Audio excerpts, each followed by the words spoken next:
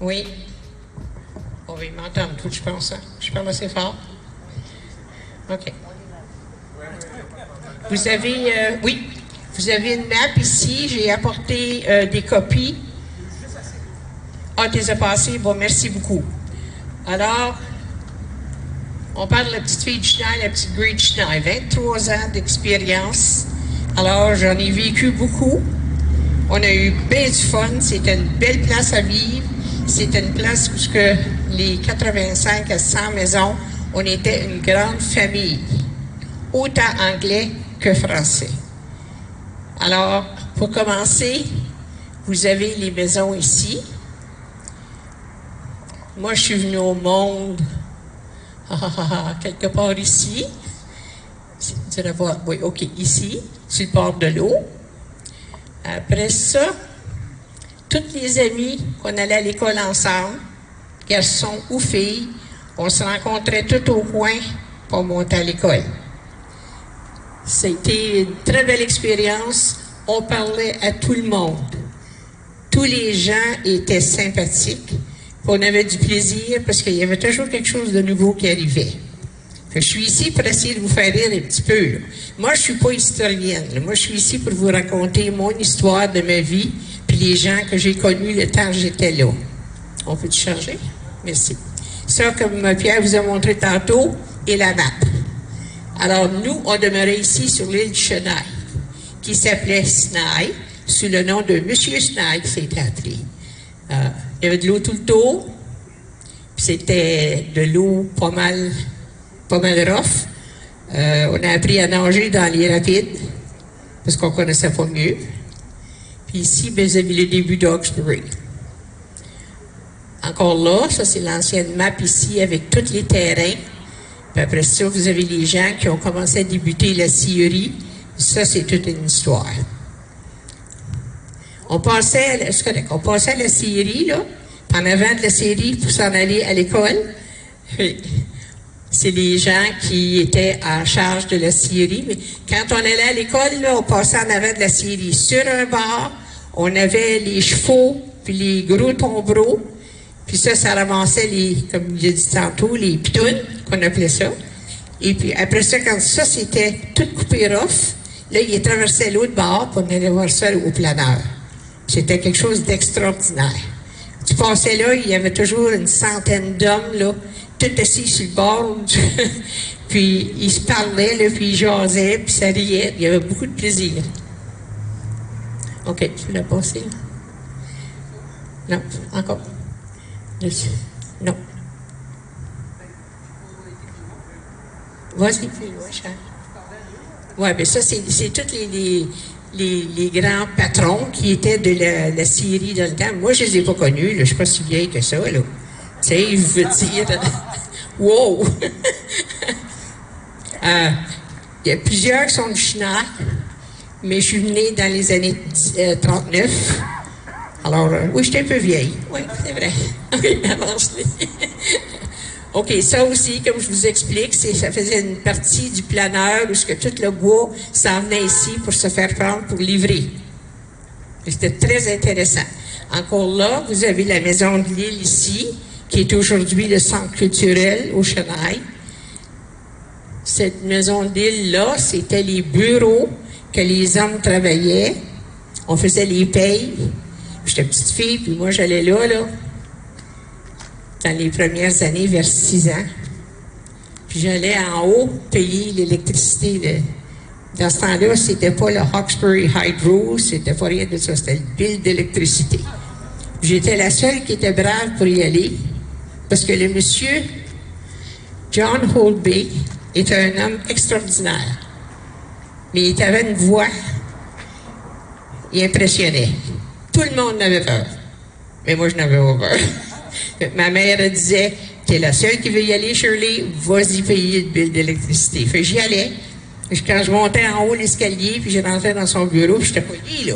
Je cognais. Là, je disais, « Mr. Holby? » Puis M. Holby disait, « What do you want? »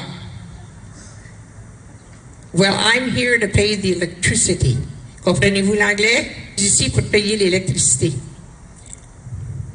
OK, come in. Il riait pas, il était sérieux. Là, je me plantais en avant de son bureau, puis je le regardais. Il a vu que je n'avais pas peur.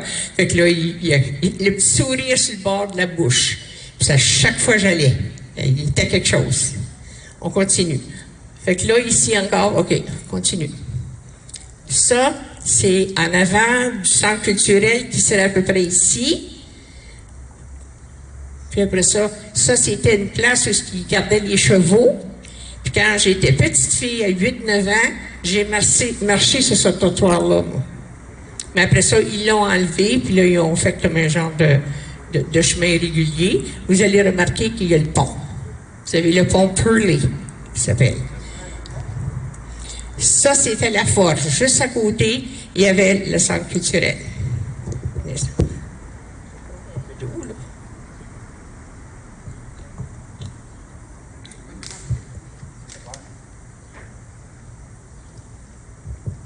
Excusez-moi. OK. Alors, encore là, ça, c'était ici qui planait. Planait tout le bois. On passait juste ici en avant. Si Judy se rappelle bien, on se rencontrait au coin ici, là, puis on montait à l'école ensemble.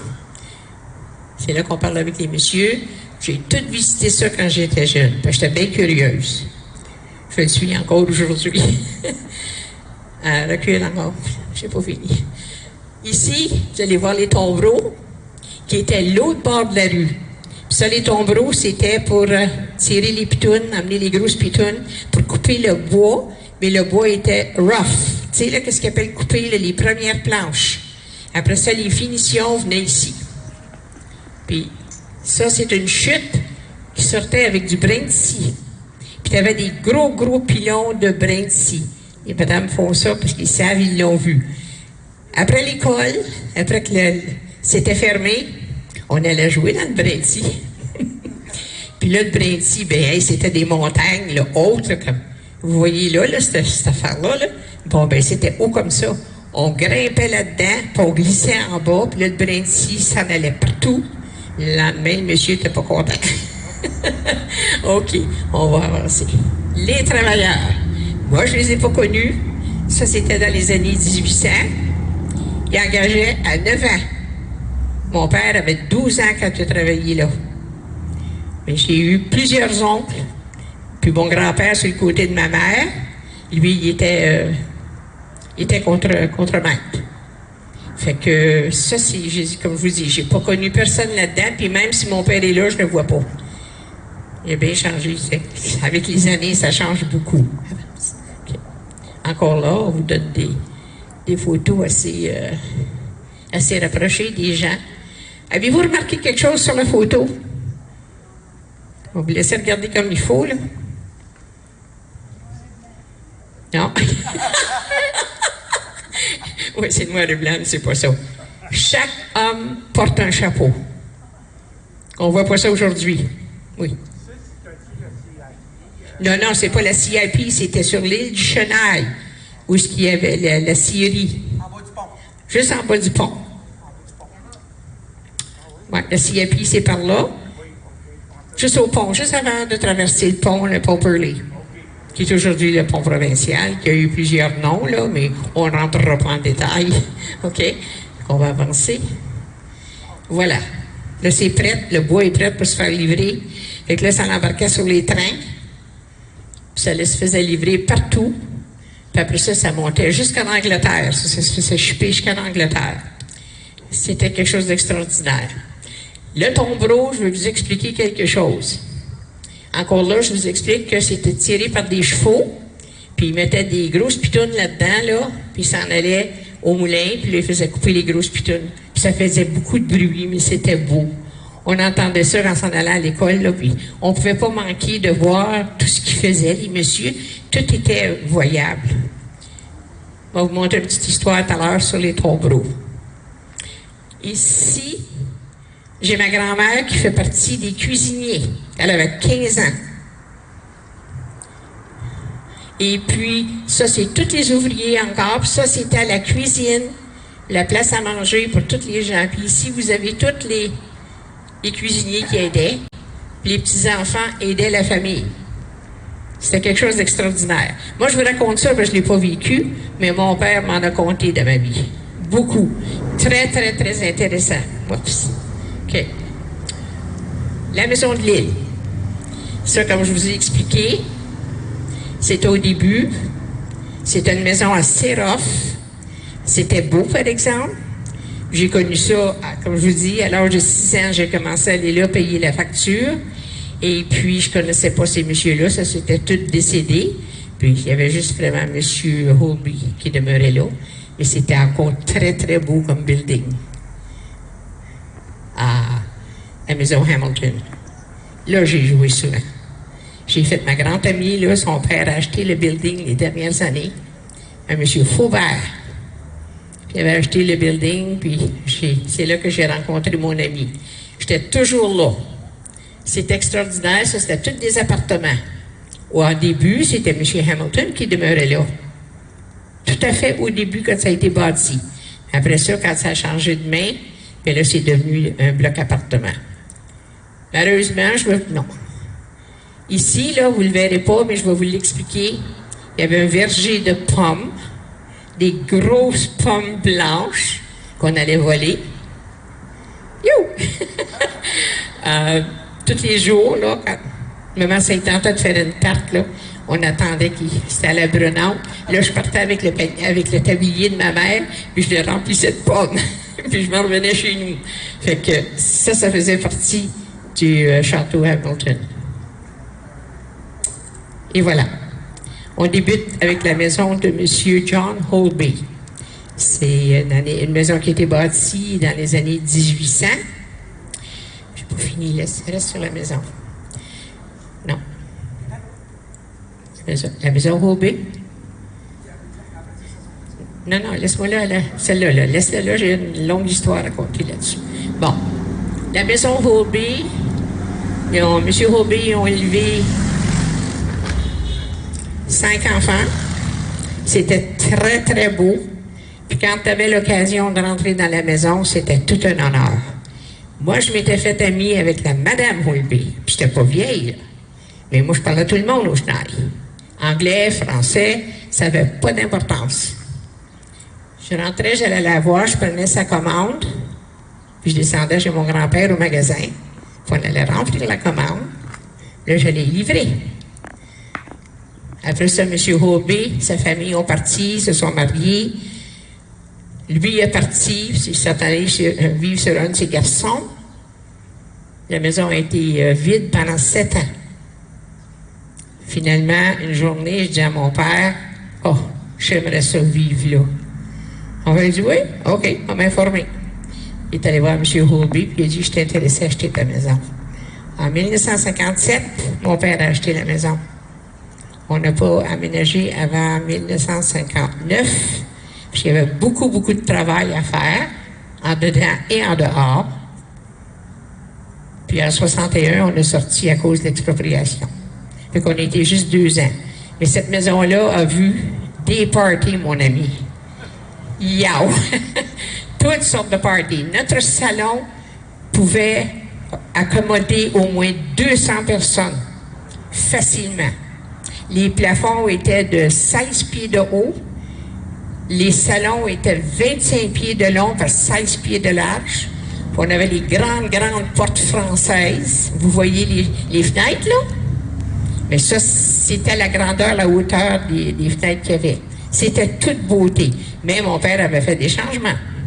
Il a bâti une petite cuisine moderne pour ma mère. Il a posé une belle fournaise neuve. Il a tout sablé les planchers de bois franc.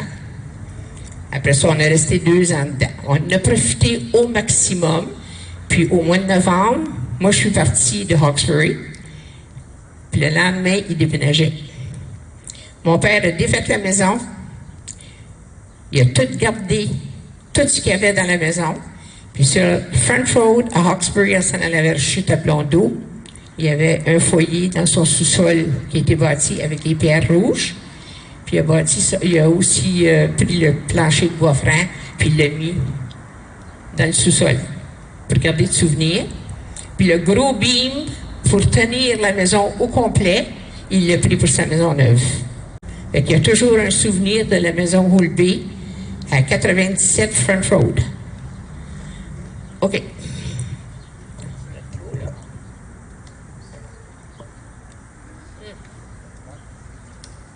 OK, ça, c'est toute une histoire. Ça, c'est la nouvelle école qui était à l'église, la nouvelle église, la première église à Hawkesbury, sur la rue John, juste avant de traverser, là, pour s'en aller au Chenal. OK? Première école, mon père et ma mère sont allés là. Ils ont lâché en 4e année. À ce temps-là, tu allais travailler, tu aidais les familles, tu ne pouvais pas avoir l'éducation. Dans la famille, s'il y en avait 2 qui avaient le droit d'aller à l'école plus longtemps, ils étaient chanceux. Il n'y a pas d'enfants ici. Je vais vous raconter une petite histoire, là. J'espère qu'il n'y en a pas qui sont trop... Mon père, il dit qu'il y avait une femme qui était professeure, excusez l'expression, une vieille fille dans le temps. Elle était bien bête. Puis elle avait une strap, puis elle frappait les élèves sur les mains, dans le visage, dans le dos. Puis là, les gars étaient tannés. Vraiment tannés. Ils ont dit, on va t'y arranger le casse à elle. Un matin, mon père, peut-être une gang de chums, ont décidé de rentrer 1 heure avant le temps. Puis le professeur rentrait toujours 1 heure avant le temps. Là, ils ont pogné le professeur, ils l'ont déshabillé, ils l'ont mis sur son desk, puis ils l'ont attaché. Puis ils l'ont laissé là. Fait que ça veut dire qu'elle était sur son desk attachée pendant 1 heure de temps avant que les élèves arrivent. Elle n'a jamais retouché un autre élève après ça. Mon père en avait dans le casse. Hein? Je pense pour ça que moi, j'en ai dans le casse aussi. OK, on va avancer. Ça, c'est une de nos petites maisons de Chenaille. On ne se fie pas par l'apparence de nos maisons, hein, parce que toutes les maisons étaient belles à l'intérieur. Le monde était orgueilleux de leur maison à l'intérieur. Et puis, c'était pas riche. On avait certains domaines dans le Chenaille qui étaient moins riches que d'autres, mais on était toute une famille quand même. J'allais livrer des légumes. Mon père était entrepreneur pour plusieurs business. On vendait de la glace l'été. Il allait couper la glace l'hiver sur la rivière. Puis on amenait ça, on vous montre ça tantôt sur un autre terrain. On vendait des légumes, j'allais livrer ça. Puis moi, j'avais peut-être 10 ans. Puis c'est moi qui avais le petit livre noir pour aller collecter. Puis bien souvent, la femme elle disait, j'ai pas 10 cents. Peux-tu venir la semaine prochaine? On va vous marquer payé, madame. Je ne disais pas. Une fois de temps en temps, on entraidait comme ça, on ne disait pas un mot. Plus de 20 là. OK, on avance. Oh, ça c'est dans une de nos premières maisons, dans le temps de l'inondation, qui était tous les printemps. Ça, c'est la maison de mon grand-père. C'est moi là avec ma tante sur la galerie. Ça, c'est excitant. On sortait de nos maisons en bateau à rame. On se promenait en bateau à rame partout. C'est nous autres, on était juste à côté. La maison ici, le toit ici, collé sur la maison de mon grand-père, puis il y avait son magasin général, que je travaillais plusieurs journées durant le temps de l'école. Alors, les gens s'accommodaient le mieux qu'ils pouvaient. Il y avait des toilettes en dehors qui appelaient les outhouse. Alors, au printemps, ça lavait tout, ça nettoyait toutes les toilettes. Fait que ça faisait du bien, parce que quand tu recommençais, tout sentait bon, tu sais. Mais c'était pas, ça n'a pas l'air comme c'était. Ça a l'air un peu dépouillé, mais encore là, je vais vous expliquer. Vous voyez la bâtisse de la Maison Blanche ici? Mais ces maisons-là, nous autres, dans ce temps-là, c'était peinturé avec de la chaux. On arrivait de l'école le soir, au printemps, puis là, mon père disait, OK, les petits, on peinture la maison ce soir. Tout le monde avait un gros pinceau large. Lui, il avait des cuves partout plein de chaux avec de l'eau. Puis on peinturait juste le devant de la maison. Pas le tour, ça coûte trop cher. On faisait juste le devant qui avait l'air de ça. Rendu prochain printemps, il n'y avait plus de chaux, il fallait en remettre d'autres. À tous les ans, on faisait ça pour améliorer la situation de nos maisons.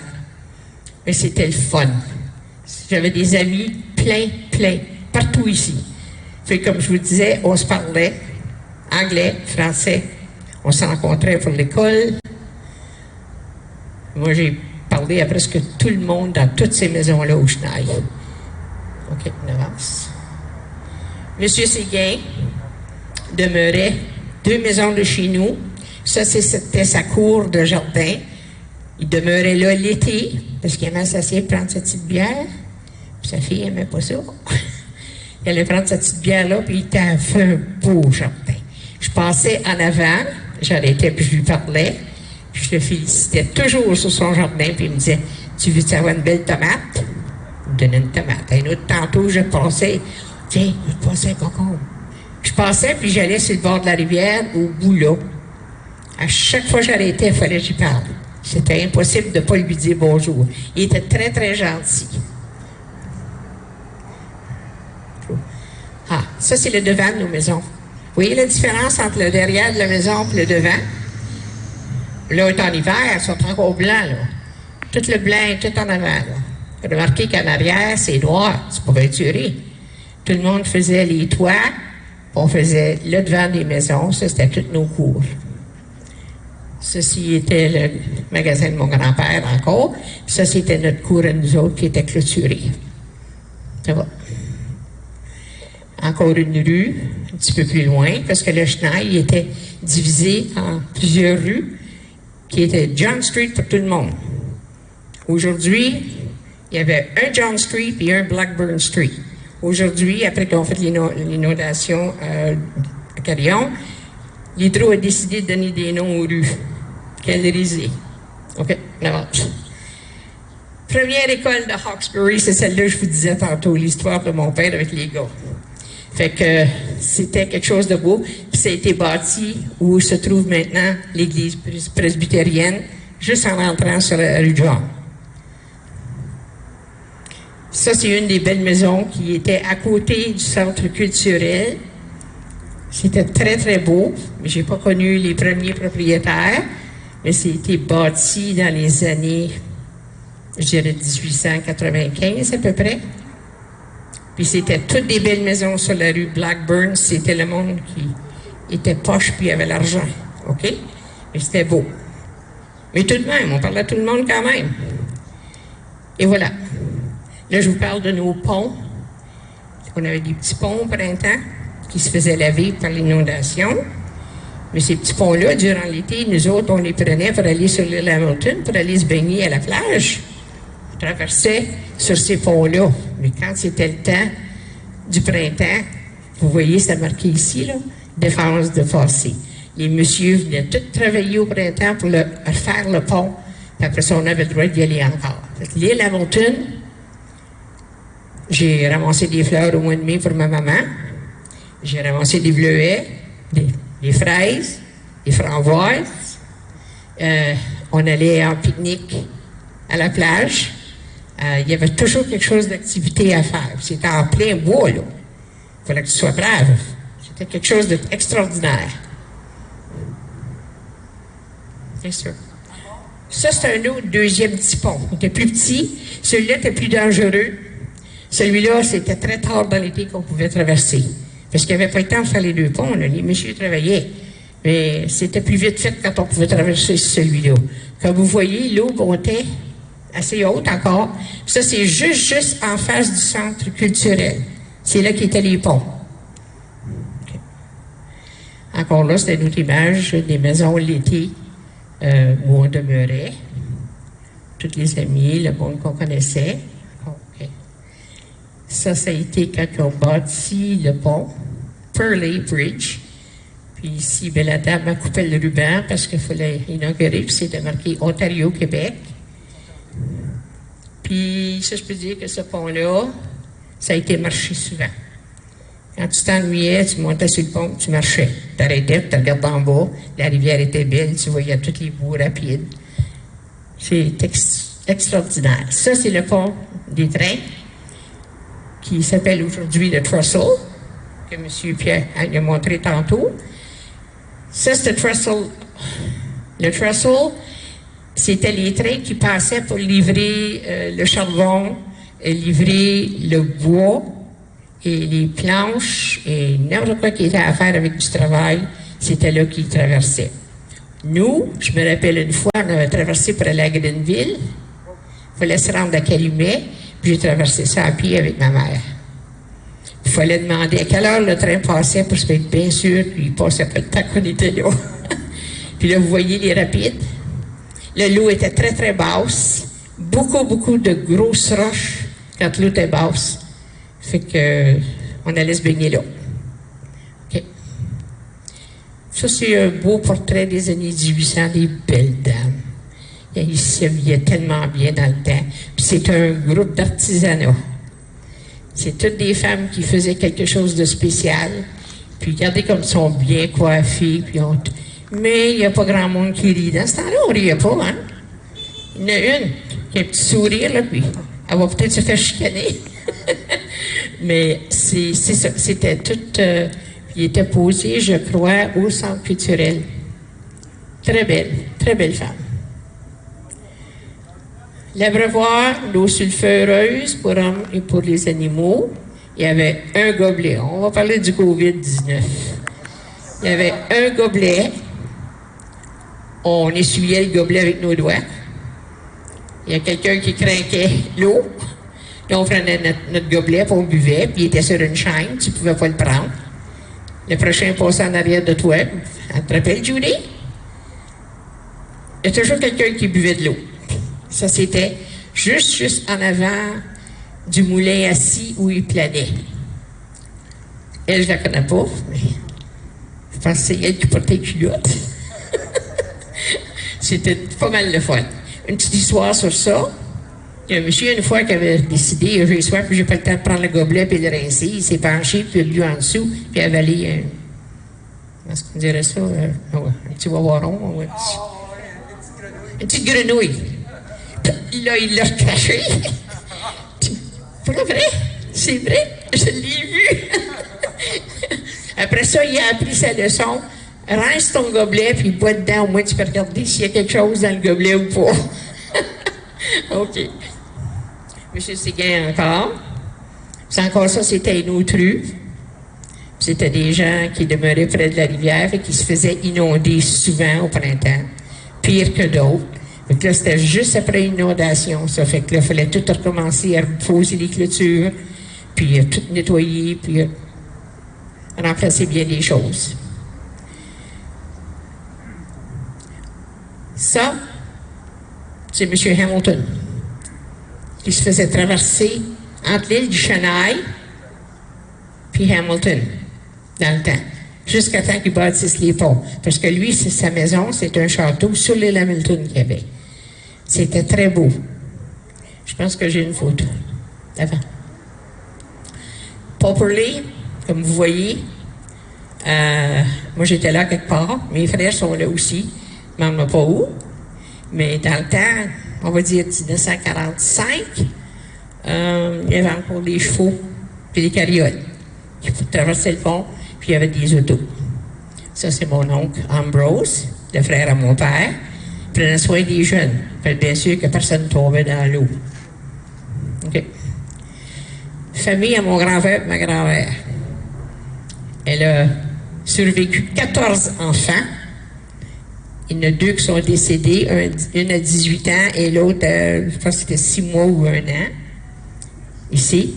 Puis elle a eu 2 fausses couches. Elle a eu 18 enfants en tout et partout. Ces deux gens, mon grand-père puis ma grand-mère, c'était du monde extraordinaire. Lui avait été à l'université. À ce temps-là, c'était quelque chose de rare. Il était un ingénieur. Puis il a travaillé à Calumet dans une grosse usine. Pas tout à fait, je ne sais pas exactement c'était quoi. Mais quand on allait le visiter, il nous montrait le dedans de l'usine, puis c'est lui qui chaînait les tuyaux, puis qui prenait soin de ses machines. Il n'y a personne qui touchait à ses machines. Il était orgueilleux, puis il prenait bien soin de sa place. Ma grand-mère, elle opérait un petit magasin. Ben, tous les 2 ans, elle avait un petit. Fait que, elle avait les bras pleins. Fait que c'est ça. Elle est décédée. Ça, c'est mon père, ça, c'est tous ses frères, ça, c'est son frère aussi. Ça, c'est sa femme, le premier qui s'est marié dans la famille. Puis ça, ils sont toutes parties aujourd'hui. Toutes parties. La plus vieille, elle est partie l'année passée à 94 ans. Okay. Oui. Ma grand-mère, ça, c'était les noces de mes parents. 1935. Là, t'avais mon grand-père, grand-mère Gray. T'avais mon grand-père, ma grand-mère Lasselle. Mon père, ma mère. Donc, ça, c'est ma grand-mère Gray. Très entreprenante. Vous ne trouvez pas? Elle t'a dit, elle était toute là à voir ça. Ça, c'était son amie, Mme Morris. OK. Ça, encore là, c'était le Sacré-Cœur de Jésus. Ils ont fait, mon père avait fait une arche avec les 3 messieurs que j'avais vus auparavant. Et puis après ça, ben là, nos tantes faisaient nos costumes. Moi, je suis là. Mon amie est là. Ma soeur était quelque part. En tout cas, il y avait tout le monde qu'on connaissait, là. On était tout habillés comme des petits anges. Il n'y a pas personne qui va dire rien. Bon, ça, c'est les 3 messieurs en principal qui ont bâti l'arche. C'était pas mal religieux dans le temps. Tu sais, le chapelet tous les soirs, là. C'est bien le fun. OK. Ça, c'est les jeunes qui faisaient la première communion. Puis vous voyez la grosse clôture? C'était la clôture où il y avait les pommiers. Fait qu'il fallait trouver un trou pour traverser là, le cheval. Mais c'était quelque chose, c'était beau. C'était beau quand même. Le monde est orgueilleux. Mon grand-père avec sa calèche et son cheval. Ça, c'est nous autres. Judith est là, à quelque part là. C'est tous des amis, ça, du Chenaille aussi. Je les reconnais pas toutes, mais il y a la petite Drouin, il y a Judy est là, il y avait Denise, plusieurs enfants, ça venait tout du Chenaille. Quand ils ont dit, on rassemble toutes les filles pour prendre la photo, on n'est pas orgueilleuses d'abord, on est toutes allées pour la photo.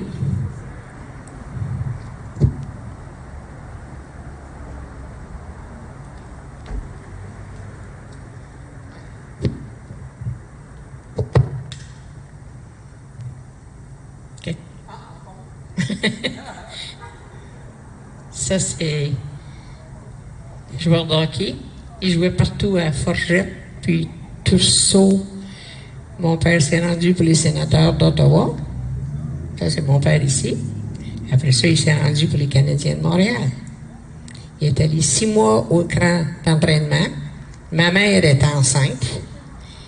Il payait 5 000 pièces par année pour jouer pour les Canadiens de Montréal dans les années 35-36. Il paraît qu'il était tout un joueur de hockey. Alors, ma mère, il a écrit, elle dit, tu s'en viens chez nous, je m'en vais pas à Montréal. Je voulais pas rester là. Alors, il a décidé de lâcher les Canadiens pour rentrer au CIP, ici à Hawkesbury. Il a travaillé 48 ans, puis à 70 ans, ils l'ont rappelé. Il avait besoin de son expertise. OK. Ça, c'est encore toutes les inondations d'un printemps. Regardez, vous voyez des buildings qui s'en vont, là. Mais ça nettoyait. Me l'ai vu, mais c'était mieux que l'eau de Javel. En tout cas, c'était correct. Ça arrivait, puis il fallait l'accepter. Ben des déchets partout. Avance. Ouais. Tu vois, tous les déchets, les vieilles planches, tout se lavait. OK. Vous avez le Lonceau ici. Puis je vais vous raconter une petite histoire sur le Lonceau. Quand ils ont exproprié, il y avait une île dans le milieu entre Greenville et Hamilton Island. Il y avait une île du milieu. Puis nous autres, on allait là toutes les fins de semaine faire du camping avec mes parents. On traversait en bateau à rame. C'est juste mon père puis mon grand frère qui avait le droit de nous ramer pour nous rendre. Puis il embarquait un enfant à la fois parce qu'on était des rapides. Puis il disait, si le bateau chavire, on va avoir le temps de la sauver. Fait qu'il n'y avait pas de gang dans le bateau. Parce qu'on n'avait pas de sécurité dans le temps. C'est pas comme aujourd'hui. On a appris à nager dans ces rapides-là, nous autres. Puis on nageait en montant les rapides, pas en descendant. Mon père disait, si vous voulez apprendre à nager comme du monde, c'est de même qu'il faut le faire. C'était dur, pas être essoufflé. Mais ça marchait bien. Mes frères ont fait monter au sandbar sur l'île Hamilton avec des gros tubes de Jeep qu'on avait. Ils marchaient sur l'île Hamilton, montaient à la plage, ils embarquaient ces tubes, puis ils faisaient du tubing dans les rapides, puis ils descendaient jusque chez nous. Fait que ça a été inventé bien avant les années 1960-70. Il était brave. Moi, je ne l'aurais pas fait. OK. Ça, c'est une inondation qui était assez grave. Ça avait la vie encore, je vous ai mentionné, le pont, un des petits ponts qu'on traversait. Encore là, l'inondation. L'inondation causait, ça c'était les restants de la Syrie qui restaient avec la dame, puis tout ça. À l'été, on allait se baigner, là, nous autres, là. Les rapides n'étaient pas forts de même, là. Mais ça, c'était le temps de l'inondation. Encore, vous voyez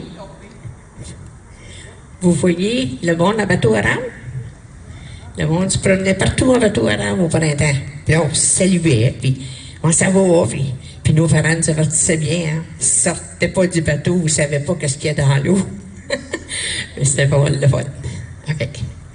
Ça, c'est un des congrès qu'ils ont eu, puis qu'ils sont venus.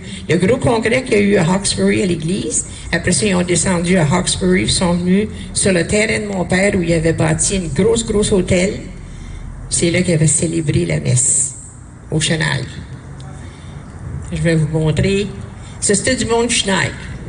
OK. Ça, j'ai connu ça. J'étais assez jeune que j'ai connu le cheval, puis le livreur de lait. Ça, j'ai pas connu ça, j'étais pas au monde. Ça, c'est la pump house qui était sur l'île Hamilton. On arrêtait là, on allait boire de l'eau, le monsieur nous montrait comment ça fonctionnait. Puis un petit peu plus loin ici, on descendait une petite côte, puis c'était sur le bord de la rivière, puis là, vous aviez le sandbar. C'est là qu'on allait se baigner. On passait des journées entières, des fois, on était 10, 15 jeunes, puis on avait du plaisir. On se baignait des rapides, on n'était pas peureux. OK, je pense que c'est pas mal tout ce que je peux dire. S'il y en a qui ont des questions à demander...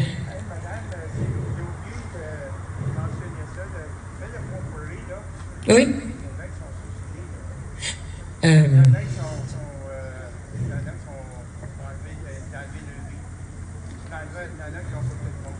Moi, j'en ai pas connu. Le seul accident que j'ai connu, c'est le M. Bellil qui avait descendu avec son avion, puis il avait essayé de passer en dessous du pont, puis il a pogné les fils, ils ont reviré en envers.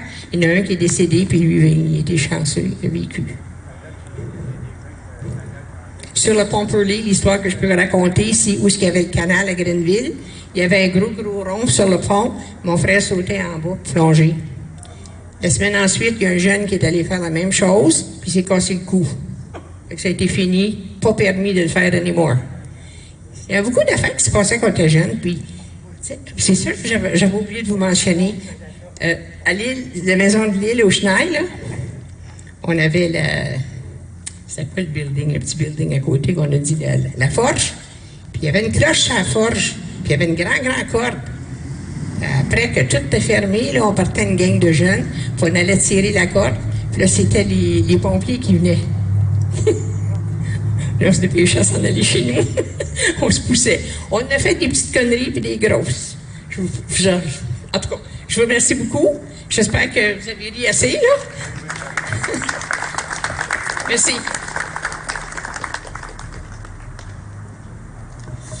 Hey, merci tout le monde. Ça conclut notre soirée. Je tiens particulièrement à remercier nos présentateurs, Pierre-Yves Séguin, Shirley Gray et notre accompagnateur qui accumule des milliers de photos de l'histoire d'Hawkesbury et qui a fait un travail immense d'être capable d'aller les chercher pour les mettre selon les thématiques des présentateurs. Merci Jean Cuillerier. Merci à vous d'être présents. L'été n'est pas fini. Demain soir, s'il y en a qui veulent danser, Yvon Cayen sera ici en compagnie d'artistes invités. Il va jouer de 6h demain soir jusqu'à 9h. Et il y aura une planchette de danse qui va être aménagée. On va aménager de l'espace. Et je peux vous garantir que ça va être plein ici demain soir si vous passez. Samedi soir, on a Robert Dionne, un autre musicien qui sera ici à compter de 19h. Et on vous donne rendez-vous jeudi prochain aussi. André Tessier va nous parler de l'histoire du centre-ville et il va repasser édifice par édifice ce que c'était dans les années 40, 50 et 60 et ce que c'est aujourd'hui. Donc, il va faire le tour complet de la rue et il va vous rappeler quelques souvenirs de cette époque-là. Merci de votre présence et au plaisir de vous retrouver plus tard. Bonne soirée.